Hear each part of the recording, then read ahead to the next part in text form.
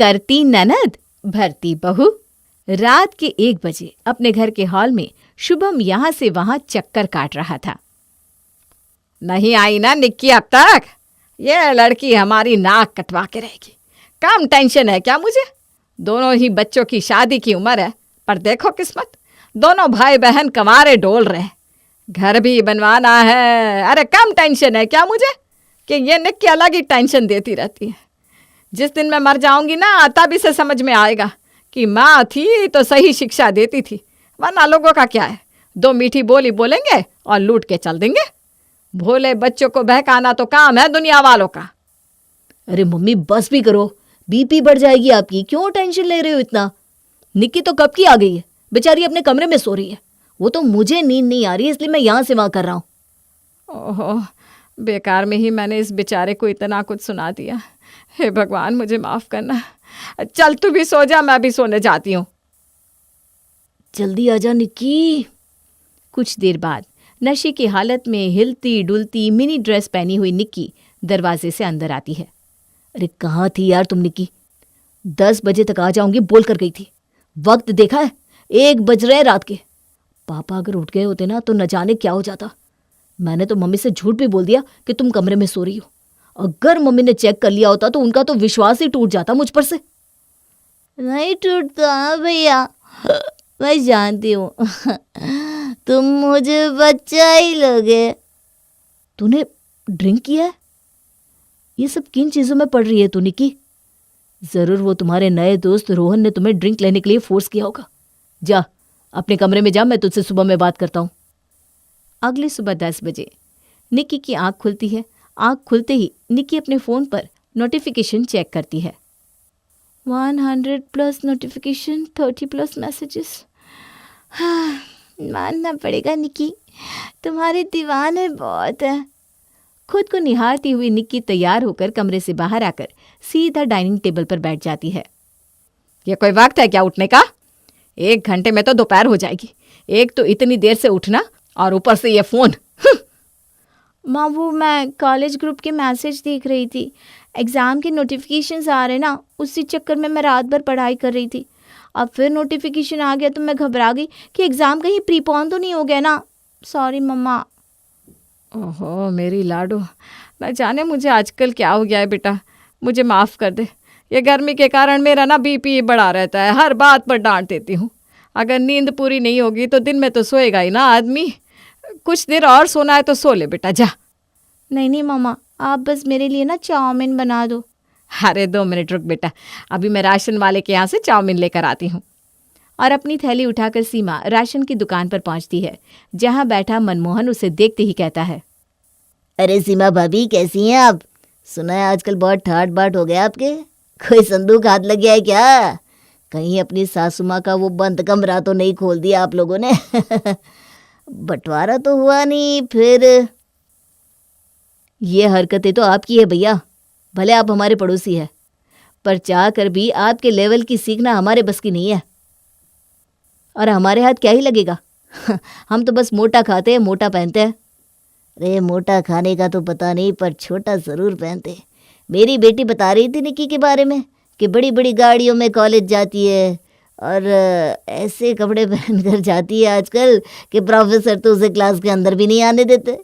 कल रात को भी किसी पार्टी में गई थी ना, वो फ़ोटो डाली थी उसने इंस्टाग्राम पर, प्रीति दिखा रही थी मुझे। मैंने तो देखते ही आँख मिच ली। तभी वहां खड़ी विमला कहती है, उसकी चिकनी चुपड़ी बातों में आना बंद कर दे सीमा, वरना जैसी उसकी हरकतें हैं ना, कहीं ऐसा ना हो कि उसके कारण बेचारे सोहन की भी शादी दुश्वार हो जाए। ये सुनते ही गुस्से में सीमा अपने घर आती है। क्या हुआ सीमा जी, आप इतने गुस्से में क्यों हैं? जिस माँ की बेटी ऐसी निकल जाए वो तो गुस्से में ही रहेगी ना। वही संस्कार मैंने दोनों को दिए, पर न जाने निक्की को बड़ा करने में मेरी क्या गलती हो गई कौशल जी। मैं तो आपको पहले से ही कहता रहा, पर आपको ही सुनना नहीं था। अब निक्की बड़ी हो गई है, ज़्यादा सख्ती बरतनी भी सही नहीं होगी। मुझे लगता है अब हमें शुभम की शादी कर देनी चाहिए। शुभम की भी अपनी ज़िंदगी है। जब निक्की देखेगी कि सभी अपने जीवन में आगे बढ़ रहे हैं तो वो खुद ब खुद लाइन पर आ जाएगी। और अगले दिन से ही कौशल अपने घर को बनवाने का काम शुरू कर देता है और सीमा शुभम के लिए लड़की देखना शुरू कर देती है। हर वक्त निक्की को उसकी हरकतों पर रोकने टोकने वाली सीमा अब उसे कुछ भी कहना बंद कर देती है। प्रिया के परिवार वाले आने वाले हैं कल, खातिरदारी में किसी तरह की कोई कमी नहीं रहनी चाहिए। सभी के बीच में बैठी हुई निक्की ये सब सुन रही थी और मैसेज करके अपनी फ्रेंड्स को ये सारी बातें बता रही थी। ठीक है ना पापा, हार है तो आने दीजिए। अब किसी लड़की के पीछे हम जमीन पर बीच थोड़ी ना जाएंगे। एक बार प्रिया से तेरी बातचीत शुरू हो जाए, उसके बाद तो उसके आगे ना बीच गया तो मेरा नाम भी सीमा नहीं। कहीं शादी के बाद भैया बदल गए तो? नहीं नहीं नहीं, ये कोई लव मैरिज थोड़ी ना है, अरेंज मैरिज है। जिस लड़की को वो जानते भी नहीं उसके साथ सेटल होने में उन्हें कम से कम 2 साल तो लग ही जाएंगे। मैं भी कुछ ज़्यादा ही फिक्र कर रही हूँ। अगले दिन प्रिया के परिवार वाले शुभम को देखने आते हैं। आइए ना अंकल जी, अंदर आइए। आपको वो घर ढूंढने में कोई दिक्कत तो नहीं हुई ना? नहीं नहीं बेटा, कोई दिक्कत कैसी होती। हमारे साथ हमारी प्रिया जो थी गूगल मैप पर देख देख कर वो हमें रास्ता बताती गई और हम यहाँ पहुँच गए। पहली नज़र में शुभम तो प्रिया का हो जाता है और एक टक उसे देखता ही जाता है, मानो वो अपना दिल हार गया हो। सब हम ही देख रहे हैं शुभम, अंदर चले? अब सॉरी। दोनों परिवारों में बातचीत होने लगती है, पर कोई भी निक्की को भाव नहीं देता और इन सब से निक्की का मन टूट जाता है। हमारी तरफ से ये रिश्ता पक्का है। अब जल्द से जल्द शादी की तारीख निकलवाइए और अपनी प्रिया को अपने घर की शोभा बना लीजिए सीमा जी। मैं आज ही पंडित जी को बुला लेती हूँ और अगले दिन ही शादी की तारीख फाइनल कर लेते हैं। अब देरी करने से फायदा नहीं है। जिस हिसाब से मेरा शांत स्वभाव वाला शुभम एक बार में ही प्रिया का दीवाना हो गया है ना, मुझे तो लगता है कहीं ये पहले से प्रिया को जानता ना हो। अगली सुबह रोज 10-12 बजे तक उठने वाली निक्की सुबह 7 बजे ही उठकर अपने कमरे से तैयार होकर बाहर आती है और रसोई में जाती है, जहां सीमा काम कर रही थी। उठ गया शुभम? चिंता हो रही थी ना मेरी कि मम्मी तुम कब तक किचन संभालोगी। अब मुझे चिंता करने की जरूरत नहीं है क्योंकि अब तो मेरी प्रिया आ रही है। मम्मी, भैया नहीं, मैं हूँ। मुझे माफ़ कर दीजिए मम्मी, मुझसे बहुत बड़ी गलती होगी। अपने दोस्तों के गलत संगत में आकर मैंने आपका कितना दिल दुखाया है, पर मैं अब अच्छा करना चाहती हूँ आप सबके लिए। आप आराम कीजिए ना, मैं यहाँ खाने का देख लेती हूँ। सीमा तो ये सब बस निक्की को सबक सिखाने के लिए कर रही थी और जैसे ही वो देखती है कि निक्की को अपनी गलती का एहसास हो गया है, वो उसे गले लगा लेती है। अब मुझे किसी चीज़ की फिक्र नहीं है बेटा, तेरी बुद्धि सही हो गई, और क्या चाहिए। और क्या था, पूरा घर मिलकर प्रिया को दुल्हन बनाने की तैयारी में लग जाता है।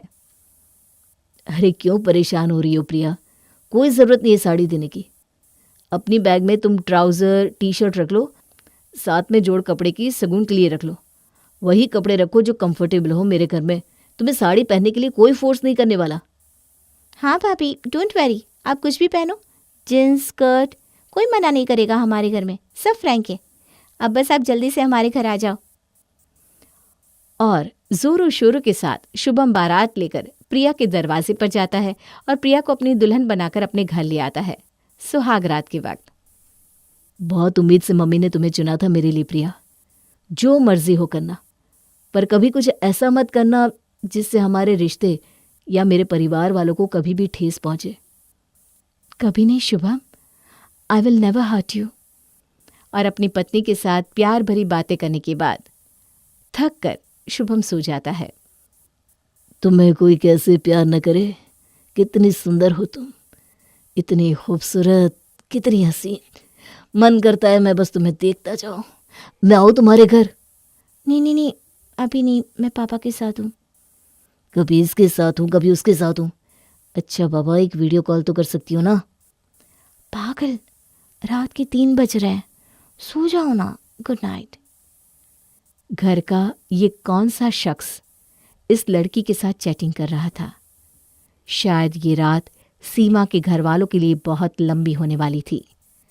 अगली सुबह प्रिया, निकिता और सीमा एक साथ रसोई में जाते हैं और सभी के लिए नाश्ते की तैयारी करते हैं।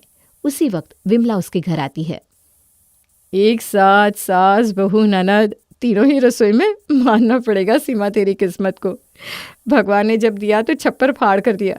घर भी बन गया, बेटी संभल गई, बेटे की शादी हो गई और बहू भी आई तो संस्कारी। तभी प्रिया के फ़ोन पर एक नोटिफिकेशन आता है जिसे देखकर प्रिया घबरा जाती है। आंटी जी आप बैठिए ना, मैं अभी आई। किसी का फ़ोन आया होगा शायद, अभी आ जाएगी। नहीं नहीं मम्मी, मैसेज नोटिफिकेशन साउंड का था ये तो। आइए ना आंटी जी, डाइनिंग टेबल पर चलिए, हम सब नाश्ता करने ही जा रहे थे। बिल्कुल सही वक्त पर आई हैं आप। इसी बहाने इतने दिनों के बाद हम एक साथ नाश्ता कर पाएंगे। सीमा का पूरा परिवार एक साथ खाने पर बैठ जाता है। अरे प्रिया, तुम तो कुछ ले ही नहीं रही हो। ले लेंगे भैया, हम सब भी है ना भाभी का ख्याल रखने के लिए। आप बस अपने प्लेट में जो रखा है ना वो खाना खत्म कर लो। ज़्यादा खुश मत होना प्रिया। नई नई शादी के बाद लड़के ऐसे ही बीवी के आगे पीछे घूमते हैं। फिर 6 महीने साल भर हुआ नहीं कि कौन बीवी, कैसा प्यार, वही रसोई और वही सास का चेहरा।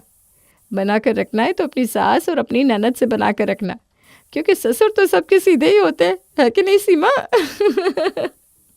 बिल्कुल सही कहा विमला। ये बात गलत कह दी आपने बहन जी, क्योंकि आज भी मैं अपनी सीमा से उतना ही प्यार करता हूँ जितना पहले दिन करता था। अरे क्या जी, आप भी ना बच्चे बनकर बैठे। सभी हंसी मजाक कर रहे थे। तभी प्रिया के फ़ोन में फिर से एक नोटिफिकेशन आता है और खाना छोड़कर प्रिया चैटिंग करने लगती है। प्रिया कभी मुस्कुराती तो कभी मैसेज का रिप्लाई करती। इनका तो अलग ड्रामा चलता है यहाँ, सभी के साथ बैठकर खाना। क्यों भाई, मुझे नहीं खाना। पहले खाना बनाओ, वो भी किसी और की मर्जी का खाना, और उसके बाद सभी के साथ बैठकर मुस्कुराते हुए उस खाने को खाओ। कहाँ फंस गई मैं जानूँ। काश तुमने मुझे ये सब पहले बताया होता तो मैं तुम्हें इस झमेले में कभी फंसने ही नहीं देता प्रिया डार्लिंग। अच्छा तुम फिक्र मत करो, कल संडे है, मुझसे मिलने आ जाओ। हम साथ में इस प्रॉब्लम का सोल्यूशन ढूंढते हैं। पहला दिन तो किसी तरह निकल जाता है। अगली दोपहर प्रिया अपनी सास से कहती है, मम्मी जी वो मैं कह रही थी कि निकी ज़रा बाहर घूमने को कह रही थी मुझे, तो मैं उसे यहाँ पास में चाट खिलाकर ले आऊँ। अरे पर बेटा, निकी तो घर पर है ही नहीं। हाँ पापा जी, उसने मुझे कहा कि वो कॉलेज से डायरेक्ट ही चाट वाले के पास आ जाएगी, फिर हम दोनों एक साथ वापस आ जाएंगे। अरे जा ही रही हो तो मेरे लिए भी ज़रा कुछ पैक करवा कर ले आना बहू। ये कहकर प्रिया फौरन तैयार होकर बाहर चली जाती है कि 10 मिनट बाद ही निक्की थकी हारी अपने घर लौटती है। भाभी ज़रा एक गिलास पानी दीजिए ना। अरे तू यहाँ आ गई, यही बुरी आदत है। वहाँ तेरी भाभी इतनी धूप में तुझे चाट वाले की दुकान पर ढूंढ रही होगी। फिर भाभी मुझे क्यों ढूंढने लगी मम्मी? भाभी तो घर पर होगी ना। भाभी घर पर नहीं है। अरे उसने तो मुझे कहा कि तू और वो चाट खाने जा रहे हो और तू कॉलेज से सीधा चाट वाले की दुकान पर आएगी। हाँ नहीं तो, और अगर ऐसा कोई प्लान होता तो मैं घर क्यों वापस आती मम्मी? मुझे तो कुछ भी पता नहीं इस बारे में। पता नहीं, शायद भाभी का चाट खाने का मन कर रहा होगा और वहाँ पर खाने में शर्म आ रही होगी। कोई बात नहीं मम्मी, आ जाएगी भाभी कुछ देर में। इसी तरह दिन बीतते जाते हैं। प्रिया घर पर होकर भी अपने फ़ोन में ही खोई रहती थी। उसकी हरकतें कुछ ऐसी थी मानो वो कोई राज सबसे छुपा रही थी। इसी बीच एक शाम निक्की अपनी मम्मी के पास भागते हुए जाती है और कुछ तस्वीरें दिखाते हुए कहती है, ये कैसे कपड़ों में पोस्ट किए फ़ोटोज़ मम्मी भाभी ने? स्क्रीनशॉट लेकर वो बगल वाले विष्णु ने भेजा है मुझे। अरे मुझे तो पता ही नहीं था कि भाभी इंस्टाग्राम पर है। उन्होंने हम सबको ब्लॉक करके रखा है। हमें छोड़कर पूरी सोसाइटी भाभी के अकाउंट में ऐड है, और ऐसे कपड़ों में पोस्ट। शराब, दारू, सिगरेट के बीच अच्छा लगता है क्या मम्मी? कमेंट तो देखो। उफ, छी छी छी छी। शुभम के साथ तो बहू ऐसी किसी जगह पर गई भी नहीं। ये किस जगह की तस्वीर है? और ये पास में किसी लड़के का हाथ भी दिख रहा है। ये आए दिन बहू किसी न किसी का नाम लेकर बाहर भी जाती है। मुझे तो कुछ गड़बड़ लग रही है। कहीं बहू का कोई पुराना प्रेम संबंध तो नहीं? क्या किस्मत है ना मम्मी, कोई ना कोई प्रॉब्लम लगा ही रहता है जीवन में। पर अभी तुम कुछ मत करना, क्योंकि हमें कुछ पता नहीं है ना कि सच क्या है। ये सब तो हमारी सोच है, सच तो बस भाभी जानती हैं। एक शाम सीमा रसोई में चाय बना रही थी कि उसकी नज़र खिड़की के बाहर चक्कर काट रहे एक लड़के पर पड़ती है। ये लड़का फिर यहाँ आ गया। पिछले 2 हफ्तों से देख रही हूँ ये लड़का हमारे घर के चक्कर ही काटता रहता है। आज मैं इस लड़के को नहीं छोड़ूंगी। सीमा सीधा बाहर निकलती है और उस लड़के से कहती है, ए लड़के, क्यों हमारे घर के चक्कर काट रहा है? क्या बात है भाई? तभी भागते हुए अंदर से प्रिया आती है। छोड़िए ना मम्मी जी, वो हमारे घर के अंदर थोड़ी ना आ रहा है। बाहर तो कोई भी कहीं भी घूम सकता है ना, क्यों बेकार में किसी अनजान लड़के से लड़ना। बेबी, क्यों सुनती हो तुम इन लोगों के ताने? चलो मेरे साथ। और सभी की आंखों के सामने ही प्रेम बेबी बेबी करते प्रिया के पीछे उसके घर के अंदर आ जाता है। ये सब क्या हो रहा है? और ये लड़का कौन है प्रिया? हे लड़के, कौन हो तुम? डरो मत प्रिया, तुम्हारे घर वाले मेरे रहते तुम्हें कुछ नहीं कर सकते। ये नहीं जानते मैं कौन हूं। कौन हो तुम इसके? भाई तो नहीं हो, ड्राइवर हो क्या? अरे तू कौन है बे सुतले बाम? मैं पति हूं इसका। प्रिया की अब तक शादी नहीं हुई है और तू उसका पति है। अच्छा, फिर ये लड़की तो उसकी बेटी होगी। वो मेरी ननद है। भैया आप जो भी हो, प्लीज़ मैं आपके आगे हाथ जोड़ती हूँ, मेरी शादीशुदा ज़िंदगी को बर्बाद मत कीजिए। मैं तुम्हारी जिंदगी बर्बाद कर रहा हूं बेबी? तो पिछले 3 महीने से तुम जो कर रही हो वो क्या है? वो क्या है प्रिया? भूल गई तुम हमारा प्यार? तुम्हें पता है मैं कहाँ था? चेन्नई में। और तुम्हारा एक मैसेज आया और मैं भागता हुआ यहाँ चला आया। दिन रात तुम्हारे घर के आगे पीछे घूमता रहता हूँ कि तुम्हारे मामा मामी तुम पर कोई अत्याचार ना करे। ये मेरी भाभी के मामा मामी नहीं है, ये उनका ससुराल है। कितना झूठ बोल रखा है भाभी आपने। अगर आपका शादी के पहले से कोई अफेयर था भी तो आपको वो सब ओवर कर देना चाहिए था। और तुम्हारा मेरी भाभी के साथ जो भी संबंध था वो अब नहीं है, क्योंकि प्रिया मेरे भाई की पत्नी है। प्रेम आगे बढ़कर प्रिया के पास जाने लगता है। प्रिया रोने लगती है। अगर मैं झूठ बोल रहा हूं तो प्रिया की ये तस्वीर है, ये चैट क्यों है मेरे पास? आप बोलिए आंटी। अरे किसे पसंद कर लिया बेटा तूने? कैसी कैसी बातें कर रखी है इस लड़के से। छी, जाओ भाई प्रिया, जहां जाना है तुम्हें, पर हमारे घर की इज्जत मत बेचो। प्रिया कुछ नहीं बोल पाती क्योंकि सारे सबूत उसके खिलाफ जो थे, और सभी प्रिया को घर से जाने को कह देते हैं। तब शुभम कहता है, अभी कुछ बाकी है निकी। अब कब मुंह खोलोगी तुम? फोटोज तो बहुत अच्छी तरीके से एडिट किए तुमने। और जहां तक रही चैटिंग की बात, तुम्हारा फोन दो, सब कुछ सामने आ जाएगा। नहीं नहीं भैया। और जैसे ही शुभम निक्की का फ़ोन अपने हाथ में लेता है, सारा सच उसके सामने आ जाता है कि अपनी भाभी के नाम का फेक अकाउंट बनाकर निक्की ने प्रेम को फंसाया था। मेरे कपड़े, मेरी लाइफस्टाइल, हर चीज़ से प्रॉब्लम थी आप लोगों को, पर प्रिया को अगर जींस पहनाया आप लोगों ने और शगुन में ट्राउज़र और टी शर्ट भी बैग में ला रही है तो आप लोगों को कोई दिक्कत नहीं थी। सब उसी की पसंद का तो हो रहा था, यहाँ तक कि मम्मी मुझे अवॉइड भी करने लगी थी। और ये सब मैं अपनी फ्रेंड्स को बता रही थी और उन्होंने मुझे इस प्रॉब्लम का सोल्यूशन बताया और मैंने वही किया। मैं खुद भाभी को मैसेज करती थी, बाहर मिलने को बुलाती थी और आप सबसे कह देती थी कि भाभी न जाने किससे मिलने गई है। भाभी की तस्वीर एडिट करके मैंने उनका अकाउंट बनाया। उस अकाउंट से फिर मैंने प्रेम के साथ नंबर एक्सचेंज कर लिया और प्रिया बनकर प्रेम से बात करने लगी। निकी, मतलब वो तुम थी? मुझे मतलब नहीं है स्क्रीन के पीछे कौन था। बात तो मैंने तुमसे की है ना, लेट्स गेट मैरिड। और प्रेम का पागलपन जो प्रिया के लिए था वो निक्की पर हावी हो जाता है, जिसे देखकर निक्की के होश उड़ जाते हैं और उसे समझ में आ जाता है कि उसने कितनी बड़ी भूल कर दी है।